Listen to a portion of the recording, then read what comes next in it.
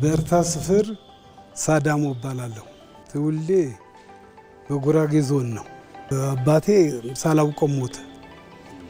አባቴ ከሞተ በኋላ እናቴ ናቸው ሚረዳቸው አጥተው በጣም ተቸግረው ነበር። ወደዚህ አጎቴ ነበረው ወደ ሆለታ መጣሁ። ሆለታ መጥቼ ሆለታ ላይ የተወሰነ ኑሮ ኖርኩ።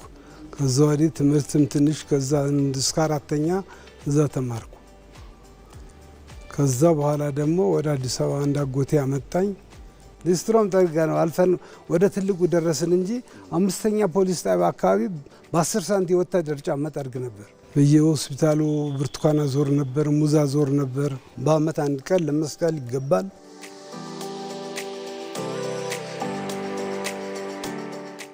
በ64 ገደማ ወደ ለጋሃር ብርቱካን እያዞርኩ አንድ ሱቅ ተከራየሁ።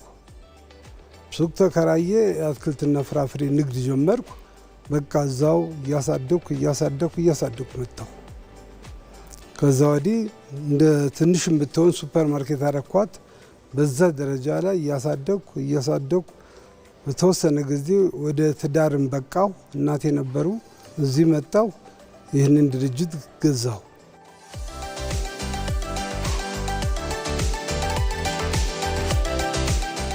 መጀመሪያ ልጆቼን ትንሽም እየሆኑ ኑዌራ ነበር ማስተምረው። ኑዌራ እያስተማርኩ 8 ሲደርሱ ለሃይ ስኩል ትምህርት ቤት ጠፋ። ከኑዌራ ሲወጡ ሃይ ስኩል የለም። ጥቁር አንበሳ ነበረ። ጥቁር አንበሳ ማንም መግባት አይችልም፣ ችግር ነው። በስንት መከራ 1 2 3 ልጆች እዛ አስገባሁና ለትምህርት ቤት ኬጂ ጀመርኩ። ሃይ ስኩልም አለው። በየጊዜው እያደገ መጣ። እኔም ቦታውን በሊዝ እያሰፋሁ መጣሁ። ለአካባቢ በጣም ችግር የተፈታ ነገር ይሄንን እዚህ ጋር ለመግባት እዚህ ጋር ድልድይ ነበረ። ድልድይ አሰራሁ። እኔ በድሎት አላደኩም። በድሎት ስላላደኩ ሁሉም ደረጃውን በቃ ከእጅ ወዳፍ እያረግኩ ኑሮዬን እየኖርኩ በቃ መታገል ነው። ከዛሬ ነገ መሻል፣ ከነገ ተነገ መሻል ጥረት ማድረግ ነው። ሰርግ አዳራሹ አለ። አሁን እሱም ህብረተሰቡ ይጠቀማል። እኔ አሁን ወረዳችን፣ ክፍለ ከተማችን፣ አንዳንድ መንግስት መስሪያ ቤቶችን ሲጠይቁ በተቻለ አቅም ለአዳራሽ ለወንበርና ለጽዳት ከፍልና በዚህ ደረጃ ይኖራል። በፊት የመምህራን ልጆችም የተወሰነ ግማሽ ገንዘብ እየከፈሉ እንደዚህ ይማሩ ነበር። ብዙ እንደሌላ ሰው ገንዘብ አዋድጄ ገንዘብ ጨምሬ ይክፈሉ አልልም። መንግስት ባወጣው ፖሊሲ መሰረት ከአምና ጀምሮ በቃ በዚህ ደረጃ ነው። በፊትም ውድድር ነው። ብዙ እንዳይበዛበት ወላጅም ላይ እየቀነስኩ ነበር እንትን ምለው። ትምህርት እኔ ሀገር ቤት አላስተማረኝም። አባቴ ስለሞተ የሚያስተምረኝ አጥቼ ወደዚህ ከተማ ገባሁ። በተቻለ አቅም እዚህ ከገባሁ በኋላ እዛ ለገጠሩም የሚቻለውን አድርጌያለሁ። 15 ኪሎ ሜትር የፒስታ መንገድ በተቻለ አቅም ከወገኖቻችን ጋር ሆነን ሰርተናል። 3 ድልድዮች ሰርተናል።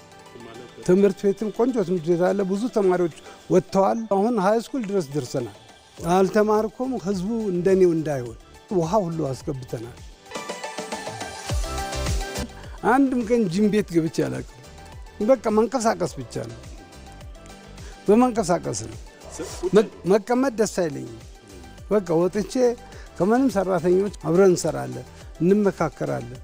በዛ ደረጃ ላይ ጽዳቶቹም ከኔው ጋራ በሙሉ መምህራኖቹም ሁሉ ነገር ከኔው ጋራ በቃ ተሰርቶ መቀየር ይቻላል። ምንም እስቲ ተቸገርኩ እየሰራሁ ተቸገርኩ የሚል ሰው ይምጣና ያነጋግረን። ስራውን ያለ ማክበር ነው። ስራ ማክበር ነው። በቃ ጤና ከሆንክ በሰው ማለመቅናት፣ በቃ ስራህን መስራት። ዘበኝነት ለምን አይሆን? በዚህ ነው እድገት የሚመጣው። ሰው ገንዘብ ከተቀላቀለ የራስን ገንዘብ ይወጣብሃል። መጥፎ ነበር። ባለሁበት ስራ አሁን እዚህ ውስጥ ከ300 በላይ ሰራተኛ አለኝ። ነው ያው ብዙ ከፈልክ በቃ ይበቃሃል እስከምባል ከፈልኩ። ባለኝ አቅም እኔ አሜሪካንም አይቼዋለሁ። 2 ጊዜ ሄጃለሁ። 2 ልጆች አሉኝ እዛ። ከዛ ወርቅ ከአሜሪካን ወርቅ ያገሬ ጨርቅ ይሻለኛል። በቃ ልንገርህ ልጆቹም ህዝባችንን እዛ ባለበት ደረጃ አይቻለሁ። ትንሽ እንደ እውቀት ያለው ሰው ይሻላል። ያልተማረ ሰው እውቀት የሌለው ሰው አጋር የሌለው ሰው ማደራ የለው። በእውነት ማደራ የለው። እዛ ማደራ የለው። ቀለቡ ውድ ነው። የማን ቤት ትገባለህ?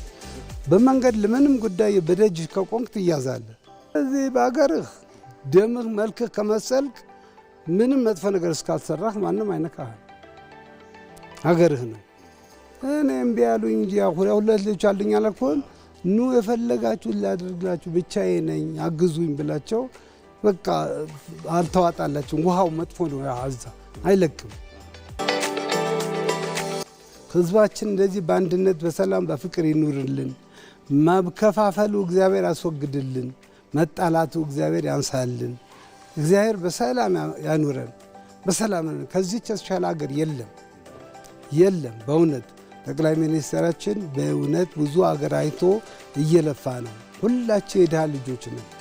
ሁላችን በተቻለ አቅም በቃ በሰላም ሁሉም ሰው መስራት አለበት። ከሰራን እንለውጠዋለን።